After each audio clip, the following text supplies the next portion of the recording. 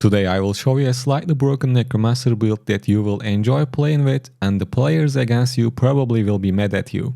I tried this setup yesterday on my stream and it is a great option to use when you get bored from the regular CC build. This one is definitely more action packed, but if you want to play safer you can do that as well, it just depends on how you position yourself. You can clearly see what I mean if you watch both gameplays at the end of the video.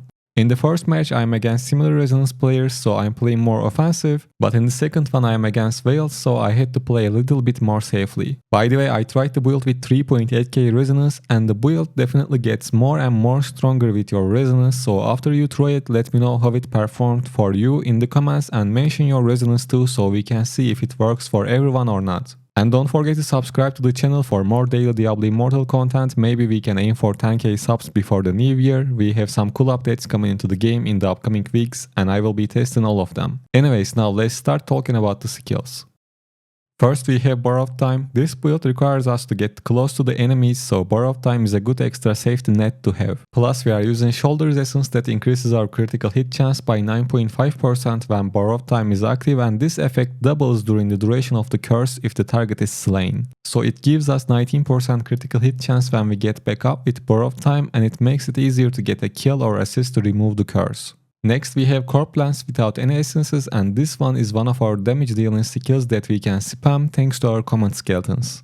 And next, as you can imagine, we have command skeletons with 4 different essences. First one is the head essence that allows us to explode them on command, which creates corpses for us to use with the previous skill, and when these skeletons explode they deal a good amount of damage as well. After that we have 2 offhand essences and one of them decreases the time required to raise new skeletal champions, which is really important since we keep exploding them. Thanks to this essence we always have enough skeletons to use. And the other one makes skeletal champions take the 19% of all damage we take, which makes us a little bit more tanky. And the last essence for command skeletons is a main end called No Rest No Peace. Actually I wasn't using this yesterday on my stream and now I just realized that this can be a good addition to the build since we are exploding our skeletons all the time. When command skeletons die they grant nearby allies 38% increased attack speed for 3 seconds, which is a great buff for us and our party members. And the last skill we have is Raid Form. We have 3 essences for this one. One of them is the Pants essence that turns this skill into a dash and it deals really good amount of damage too.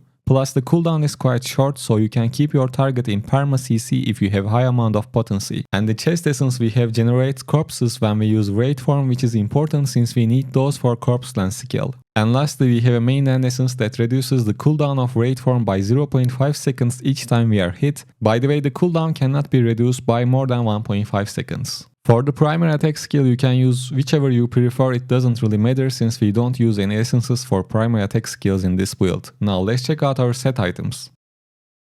As you can see I am using 4 pieces of Gloomskite and 2 pieces of Barons. 4-piece Gloomskite increases our damage and critical hit chance when we use a dash skill, which we do with Raid Form. And sometimes you might not want to engage with crowded group of enemies. In that case just use Raid Form to get the critical hit chance and the damage buffs and try to deal damage with command skeletons, explosions and corpse lance. That way you can stay at a safe distance and still deal good amount of damage. And 2-piece Barons increases the duration of harmful effects by 30%, which is really important because if you want to keep the enemies in permanent CC chain with Raid Form, you need this extra duration. Now we can go over our legendary items once again to see what we are using clearly.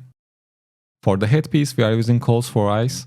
Command Skeletons now causes your skeletal champions to explode at their destination, damaging all nearby enemies. And for the chest we have Gallows Born, generates corpses as you move during Raid Form. For the shoulders we are using Flame of Forever. Borrowed Time now also increases the damage and critical hit chance of the target by 9.5%. This effect is doubled during the duration of the curse if the target is slain. And for the pants we have the dash essence for Raid Form. Raid Form now quickly transports you to your target. Upon arrival you deal damage and fear all nearby enemies. And for the main end we have No Rest No Peace. When command skeletons die they grant nearby allies 38% increased attack speed for 3 seconds. And for the offhand we are using Life in Balance.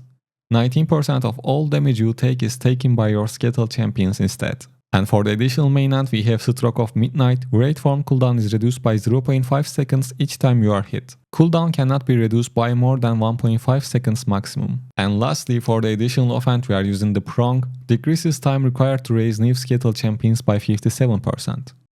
Other than that I think we can talk about the Paragon setup. I am using Gladiator with this build and for the point distribution, First, max out your damage, armor pen, potency and life, and after that you can use your remaining points on armor. I will make a separate video about legendary gems for Necromancer, so I'm not going to talk about that in this one. And I think that's all I wanted to say about this build. If you have any questions or suggestions, let me know in the comments, and take care.